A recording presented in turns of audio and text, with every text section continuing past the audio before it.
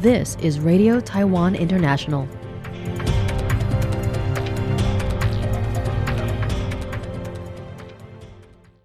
Welcome to the news on Radio Taiwan International. I'm Hannah Belinsky, coming to you from Taipei, Taiwan. We begin with a look at today's top stories for Wednesday, September 10th.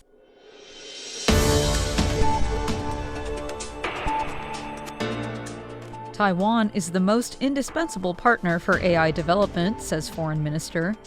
TAIEX rallies as Semicon 2025 and AI projects take spotlight. And media literacy in AI era spotlighted at GCTF Forum. But first, today's top story. For the first time, the Foreign Ministry has partnered with leading microelectronics industry association SEMI to host the Semicon exposition in Taiwan. Semicon is taking place September 10th through the 12th at Taipei Nangong Exhibition Center and gathers experts and scholars from various countries to discuss the challenges and opportunities facing the semiconductor industry.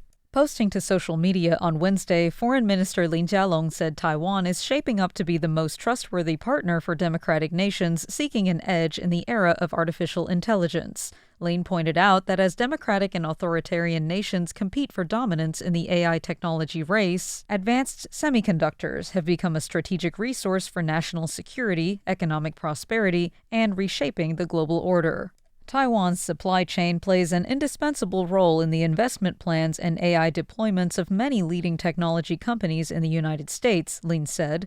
The minister hopes that Taiwan will build on this foundation and participate in U.S. AI initiatives in order to help the U.S. maintain its leading edge. This will also allow Taiwanese companies to leverage U.S. markets, technology, talent, and funding to jointly strengthen the democratic supply chain. Foreign Ministry International Cooperation and Economic Affairs Department Director General Vivian Lian emphasized, "Becoming a trusted global semiconductor supply chain partner is our ongoing goal." Taiwan's semiconductor industry generated 5.3 trillion NT dollars in output last year, according to Premier Zhou Rongtai. The government is now promoting its new 10 major AI infrastructure projects to reach a 6 trillion NT dollars target this year. Semicon Taiwan 2025 opened this Wednesday, featuring around 1,200 domestic and international companies across more than 4,100 booths. Speaking at the opening ceremony, Zhou noted that Taiwan's accumulated expertise over the last 30 years has extended its semiconductor reach to Europe, the United States, and Japan. He says this is clear proof of the world's reliance on Taiwan. Zhou added that the government has budgeted more than 30 billion NT dollars this year for the projects, which span AI, cloud services, and end-user applications such as silicon photonics, quantum technology, AI drones, and smart robots. On reciprocal tariffs with the United States, Zhou said the world is entering a new tariff order. While Taiwan's talks have slowed due to U.S. Section 232 restrictions, he expressed confidence that the island's long-standing cooperation with Washington and strategic role in global chip supply chains will secure fair treatment. We believe that based on the past cooperation between Taiwan and the United States, as well as the importance demonstrated by various industries to the world, we are receiving greater recognition, and we will increasingly obtain fair tariff treatment. We look forward to seeing this contribution reflected in the negotiations that will soon continue actively. Despite tariffs taking effect on August 1st, Taiwan's exports hit $58.49 billion in August, marking a fourth straight monthly record. The Finance Ministry credited high demand for AI-driven applications and seasonal restocking ahead of consumer electronics launches. Taipei's stock index also jumped over 300 points to a new high, boosted by a rally in TSMC shares. The 10th Global Cooperation and Training Framework began this Tuesday and will be held through Thursday at the Grand Hotel in Taipei. Co-organized by the Foreign Ministry, the American Institute in Taiwan, and various other governmental and international organizations, this year's workshop focuses on the role of media literacy in defending cyberspace. Government officials, media professionals, civil society representatives, and scholars from 26 countries across North America, Europe, and the Indo-Pacific region are attending the forum. In her opening remarks at the event, Radio Taiwan International chairperson Cheryl Lai noted that as of September 9th this year, Taiwan's democracy has officially persisted longer than its period of martial law.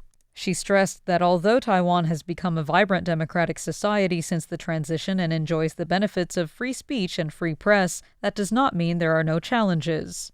Lai pointed out that with the rise of AI, disinformation often spreads faster than it can be corrected. To improve societal resilience against fake news and cognitive warfare, it is therefore crucial to improve citizens' media literacy. It's different from what we used to understand as dictatorial, authoritarian, or undemocratic. We knew where the problem was and how to resist it. Now, in an open and democratic society, though, all kinds of information circulates, and you can't tell whether it's true or false. At this time, it's even more important to strengthen citizens' media literacy. This is also a key factor in why we're hosting this event. Lai also pointed out that RTI has gained international recognition in recent years and that, as a key national infrastructure, it has been committed to combating information warfare. In the face of complex challenges, President Lychee is honing in on 4 areas of national security that he says Taiwan must enhance to ensure sustainable development. Lai spoke at the 2025 National Security and Economic Resilience Forum this Wednesday, detailing challenges and objectives. Taiwan faces challenges including the rapidly changing economic order, complex geopolitics, extreme weather, food insecurity, cybersecurity threats, and cognitive warfare, explained Lai. He added that beyond the military, national security encompasses communications, finance, energy, and cybersecurity.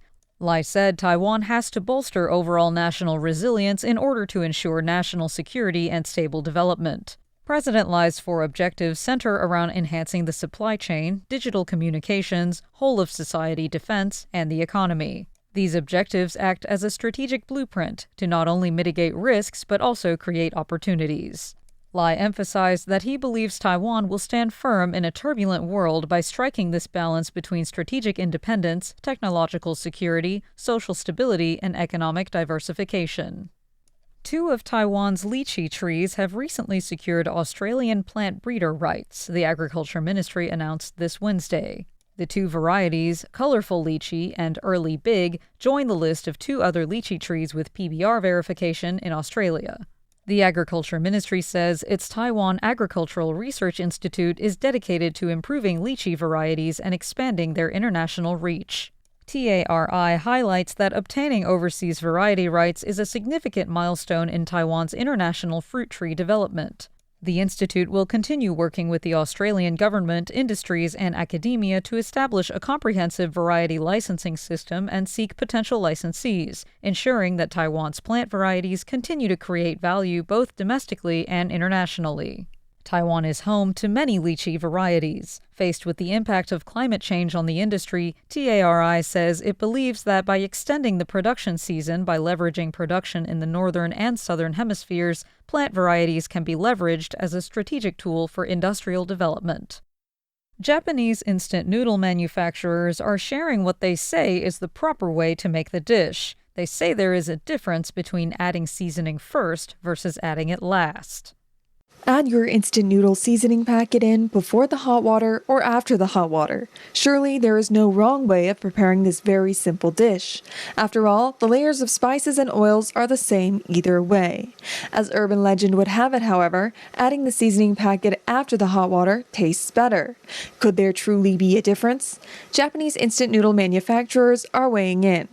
They explain that adding the seasoning packet in first causes an oily film to form around the noodles, making it harder for the hot water to soak through them and resulting in tougher, less seasoned noodles as well as clumping.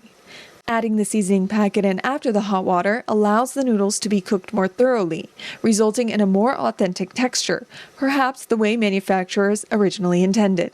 Opinions remain mixed, though, as taste and texture preferences differ. So, however you decide to prepare the dish, unlike the noodles, you won't find yourself in hot water. Tristan Hildebrand for RTI News. Thanks for joining me for the news. I'm Hannah Belinsky. Stay tuned for another 50 minutes of English language features brought to you by Radio Taiwan International.